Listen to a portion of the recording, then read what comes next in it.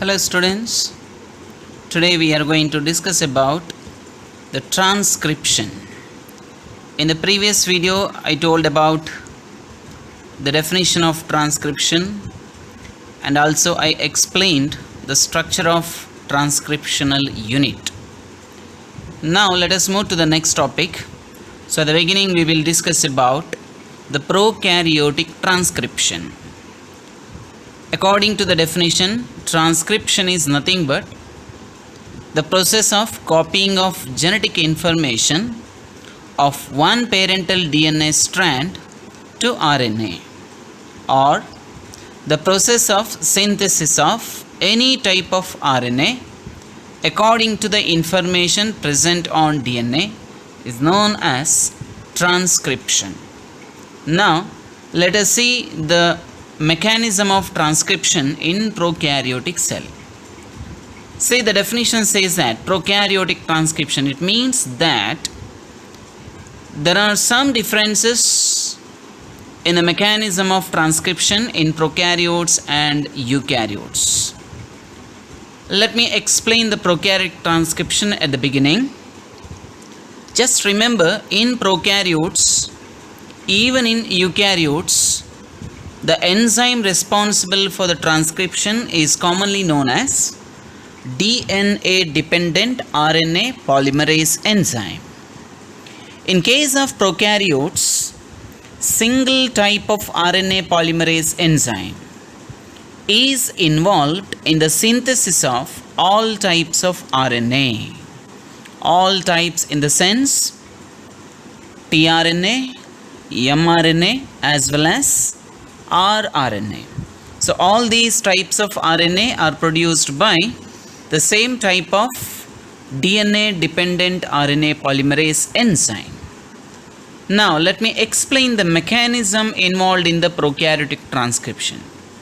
First I will explain it with the diagram, then I will give you the important points regarding this mechanism.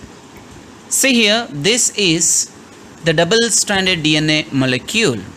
Actually, this is a short segment of DNA molecule, so we can call it as transcriptional unit because it has the information for the synthesis of a specific type of RNA molecule. As we all know, the DNA is double-stranded. You can see the one strand is running in 3' to 5' direction. The another strand is running in 5' to 3' direction. So the strands are anti-parallel. And the two DNA strands are paired together due to the presence of hydrogen bonds. Now, you know, the transcriptional unit has three important structural components. First one is a promoter, and at the end there is a terminator. In between, structural gene. Here you can see the promoter and the double helix is also labeled. The entire DNA, that is a double helix, and at the beginning there is a promoter. Beginning in the sense towards the upstream end there is a promoter. Among these two DNA strands, the parental DNA strand with the polarity 3' to 5' acts as a template. The another parental DNA strand with the polarity 5' to 3' is known as coding strand. Coding strand means that is not involved in the transcription, but the template strand directs the synthesis of RNA. So that acts as a master DNA strand. Now, the promoter is recognized by the enzyme called as DNA dependent RNA polymerase enzyme. So this is the first step in the prokaryotic transcription, and this step is called as initiation. So during initiation, the DNA dependent RNA polymerase enzyme binds to the promoter. Specifically in case of prokaryotes, the RNA polymerase enzyme binds to the promoter by the help of a factor called as sigma factor.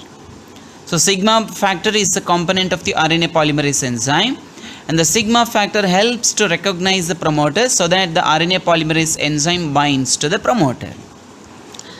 After binding to the promoter, the RNA polymerase enzyme starts to break the hydrogen bonds present between the strands.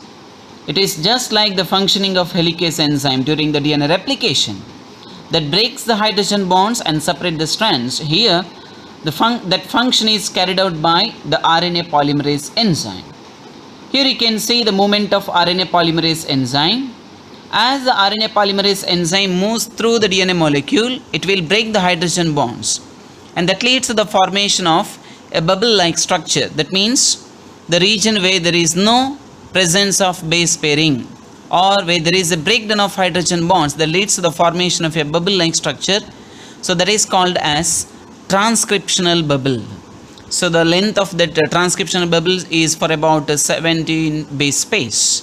So now the RNA polymerase enzyme, it will break the hydrogen bonds between the strands so that it will separate the strands, and it moves towards the downstream end. But during this process, simultaneously, the RNA polymerase enzyme reads the information present on the template strand. Reads the information means it will read the sequence of nucleotides found in the template strand, and that causes the synthesis of RNA molecule complementarily to the template DNA strand. Complementarily, complementary means if the parental DNA strand consists of a nucleotide, that is deoxyadenylic acid, the complementary nucleotide is thymidyllic acid actually. But here there is a synthesis of RNA, so there is no joining of deoxythymidyllic acid here. Instead of deoxythymidyllic acid, there will be the joining of uridylic acid. If the DNA strand consists of T thymidyllic acid, the complementary nucleotide here is adenylic acid, because T complementary to A. If the parental DNA strand consists deoxyguanylic acid, the RNA strand will contain cytidylic acid, because G is complementary to C. If the parental DNA strand consists of deoxycytidylic acid, then the RNA molecule will contain instead of deoxyguanylic acid, the RNA molecule consists guanylic acid, because DNA consists deoxyribose but the RNA consists ribose sugar. So like this, complementarily to the parental DNA strand, there will be the joining of RNA nucleotides, and that leads to the formation of RNA molecule. Now the process continues, but when the RNA polymerase enzyme reaches the terminator, the last step takes place. So till here, after the initiation of the process, the next continuation process is called as chain elongation. But when the RNA polymerase enzyme reaches the terminator will be recognized by the Rho factor found in the RNA polymerase enzyme. So the RNA polymerase enzyme consists two factors: sigma factor that recognizes the promoter, and the Rho factor recognizes the terminator. So when the terminator is reached, the Rho factor of RNA polymerase enzyme recognizes the terminator, and that causes the dissociation of RNA polymerase enzyme from the DNA molecule. So that enzyme will be removed from the DNA molecule, and the separated DNA strands will rejoin again, and this also causes the releasing of RNA molecule. So the termination process takes place. Here you can see the separated DNA molecule, separated enzyme, as well as the separated or the produced RNA molecule. So like this, the prokaryotic transcription takes place, and such a resulted RNA molecule is, it may be either rRNA or mRNA or tRNA, that is depending on the information present in the prokaryotic gene or the transcriptional unit.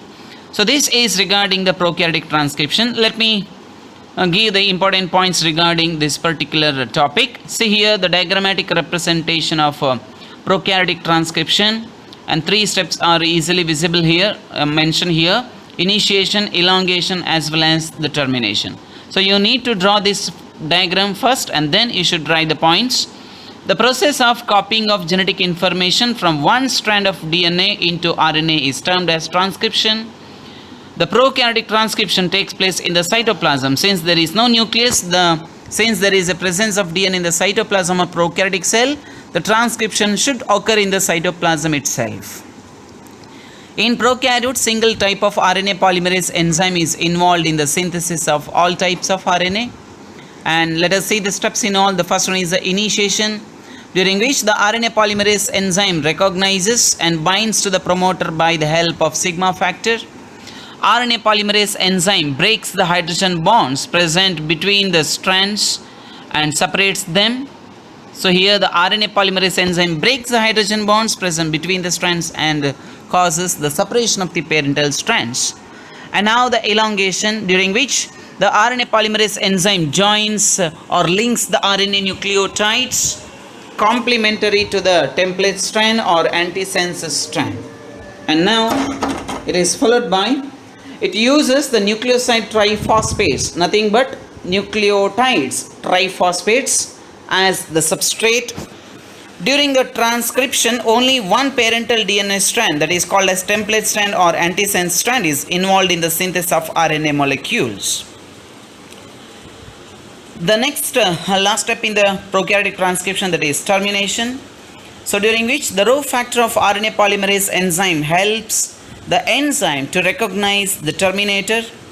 When the RNA polymerase enzyme reaches the terminator, the dissociation of enzymes takes place. It results in the releasing of synthesized RNA molecule. So here one of the very important points regarding the prokaryotic transcription. So this point mainly differentiates the prokaryotic transcription and the eukaryotic transcription, because even in the eukaryotic cells the general steps are exactly similar to the prokaryotic cells. So in bacteria, that means in the prokaryotic cells, since the mRNA does not require any processing to become active, that means the mRNA is directly produced as a functional molecule, and also since transcription and translation takes place in the same compartment, that means in case of prokaryotic cells, the transcription as well as translation takes place in the cytoplasm itself.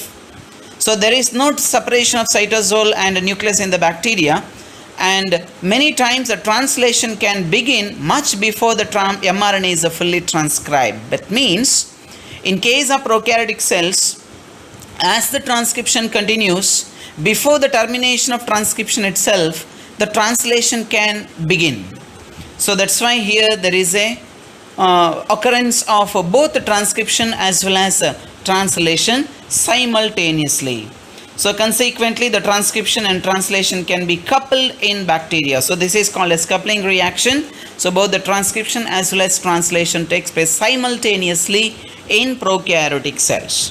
So this is regarding the prokaryotic transcription, the steps involved in the transcription in prokaryotic cells. The diagram is very, very important as well as the explanation.